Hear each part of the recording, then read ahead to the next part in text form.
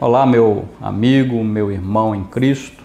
Quero vos cumprimentar com a graça e a paz do nosso Senhor Jesus Cristo.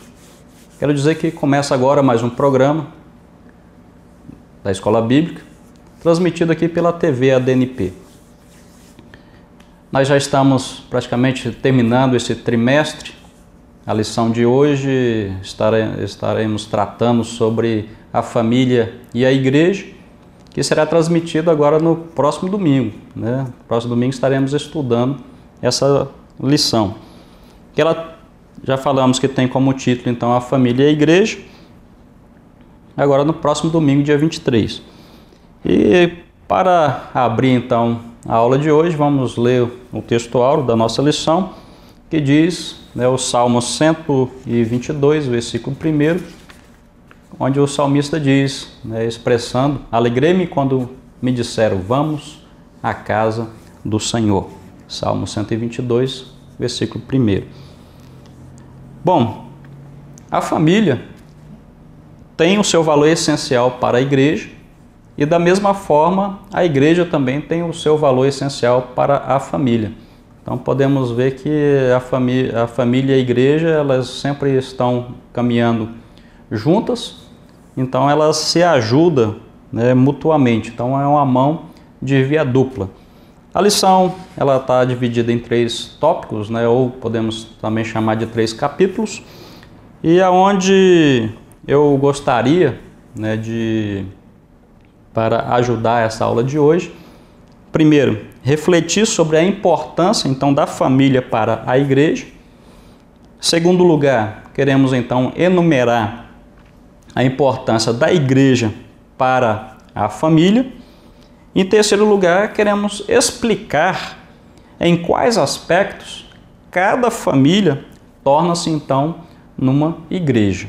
Então, são esses objetivos que traçamos para a aula de hoje, para vos auxiliar na elaboração da vossa aula.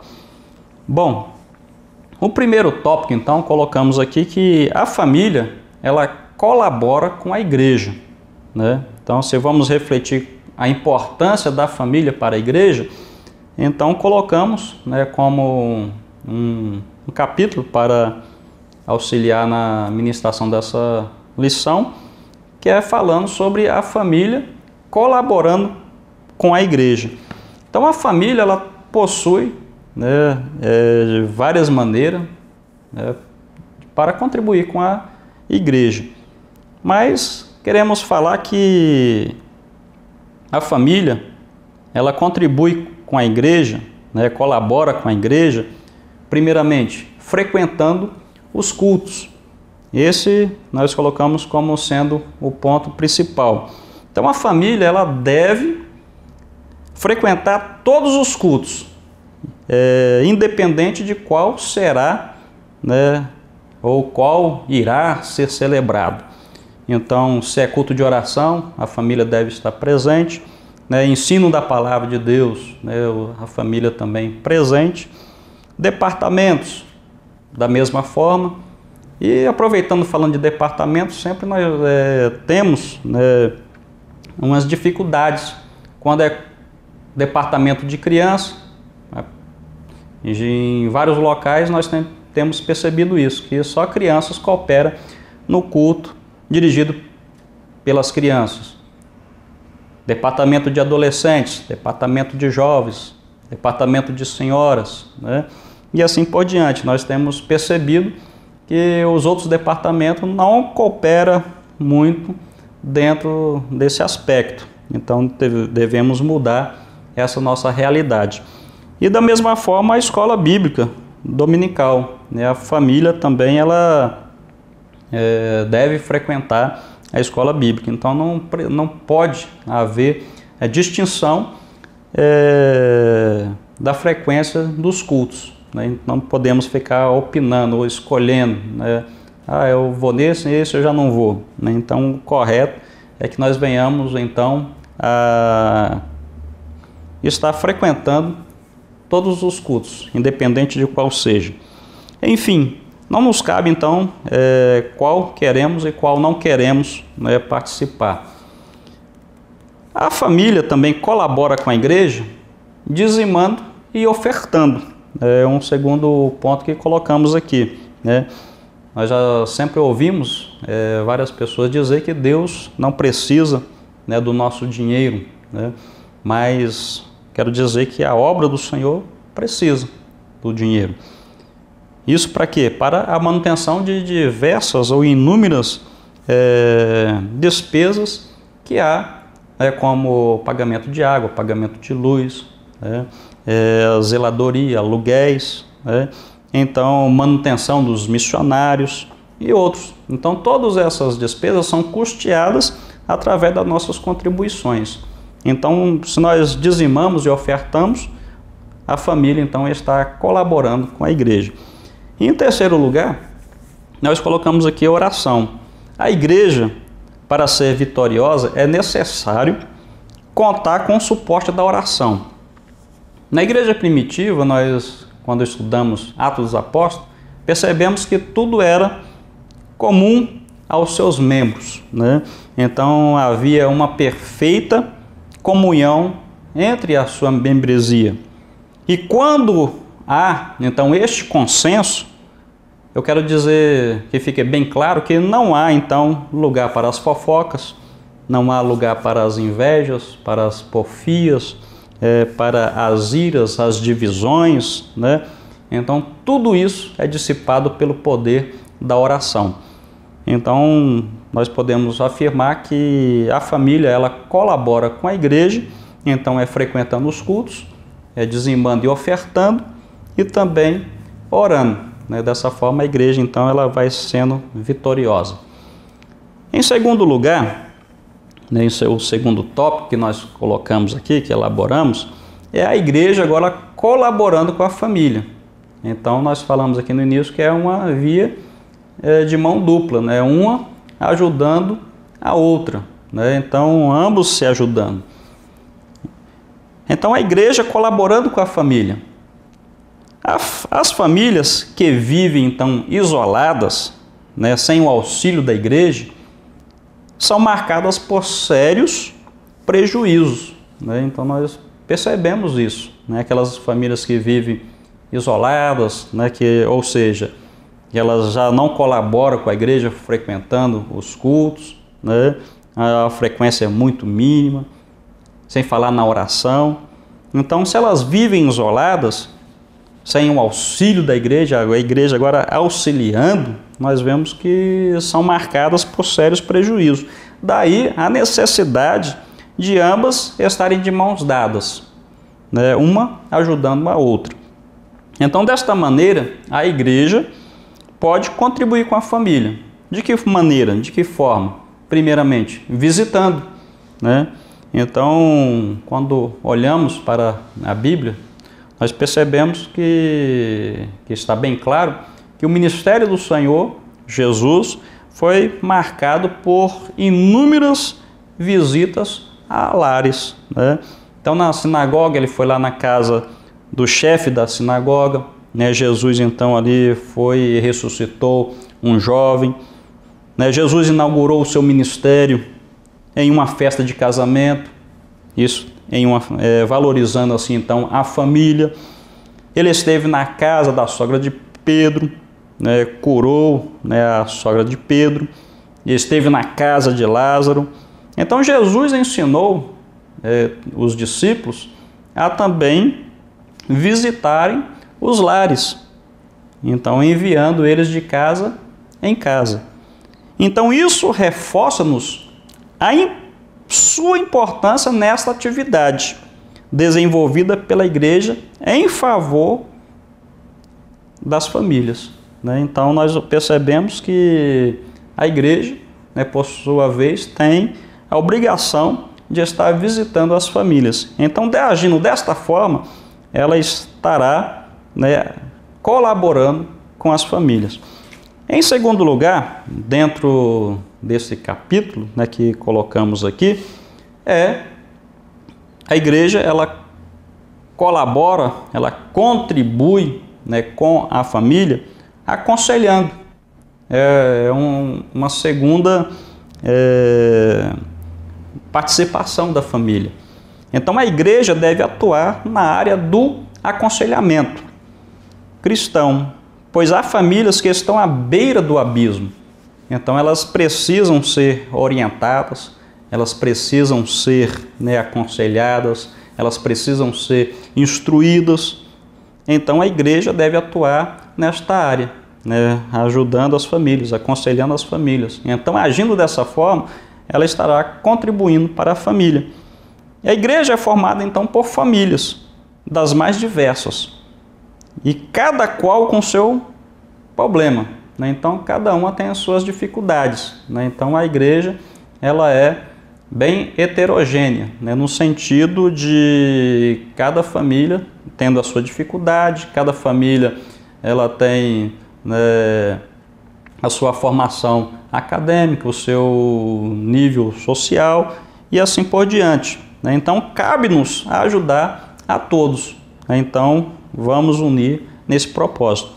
O terceiro é também orando, a igreja orando pela família. Então a igreja orando pela família estará também contribuindo para a família, com a família, melhor falando. Então, assim como a igreja precisa receber oração, da mesma maneira, os seus membros. Então, os membros também precisam ser fortalecidos através da oração. Então, a igreja fortalece as famílias intercedendo por elas. Então, veja só, esses dois capítulos estão bem interligados, como já falamos, um ajudando o outro. A verdade prática da lição diz que a igreja local é o melhor lugar para as famílias se reunirem e prestarem culto ao Senhor, Então é por isso que o salmista ele alegrou-se, Foi por isso que ele até jubilou-se, expressando da seguinte forma: alegrei-me quando me disseram, vamos à casa do Senhor. Então, a igreja é o melhor lugar para as famílias se reunirem e prestarem, então, um culto ao Senhor. Bom, como dissemos aqui, em terceiro lugar, queremos explicar, então, em quais aspectos cada lar pode-se, então, se tornar numa família. Se o lar cristão constituir, de fato, uma igreja, poderá trazer, então, inúmeros benefícios para a igreja local e para a sociedade. Então, a família, se ela constitui, de fato, numa igreja, o lar cristão ali, então ele traz inúmeros benefícios. Não só para a igreja local, mas também para toda a sociedade. Vejamos, pois enquanto a família é fortificada, ela é fortalecida em Deus, através da oração, então a família ela é fortalecida, fortificada em Deus através da oração, através do estudo da palavra do Senhor, e por sua vez poderá evangelizar os vizinhos. Então, veja bem, a família ela é fortalecida no Senhor através da oração, através do ensino sistemático da palavra de Deus. E agora, qual o benefício? A evangelização da sua vizinhança. Então, a missão da família cristã no mundo não é separável da missão da igreja na sociedade. Se a igreja na sociedade tem o seu papel de estar evangelizando, de estar pregando a palavra do Senhor, a família cristã o tem também. Sendo assim, cada família cristã foi chamada, cada família cristã ela foi comissionada pelo Senhor para atuar como uma verdadeira igreja aqui na terra. Então a família cristã é formada por crentes que estão dispostos a fazer de seus lares uma casa de Deus. né? Então, a minha casa, ela tem que ser, né, uma casa de Deus, né? Então, a sua casa tem que ser uma casa de Deus, né? Uma igreja local, né, de oração, de leitura, de estudo da Bíblia, um lugar de paz, harmonia e principalmente presença de Jesus, né? Então, olha só, a família, ela tem que cumprir com esses objetivos. Então, ela vai sim tornar ou vai constituir em uma igreja. Então, o lar cristão, né, ele tem que ter, né, oração, ele tem que ter leitura da palavra, tem que ter estudo da palavra, ele tem que ser um lugar de paz, né, onde a sua vizinhança, né, os seus vizinhos têm que constatar a presença dessa paz em seu lar. É um lar que goza de harmonia e, acima de tudo, presença de Jesus. Não pode faltar. Contudo, para que cada lar cristão torne-se, então, de fato, uma igreja, é necessário, primeiro, possuir testemunho. Então, o lar, ele deve possuir, primeiramente, testemunho. Se ele tiver testemunho, então está cumprindo, está então enquadrado dentro dos requisitos para se tornar uma igreja de fato, né?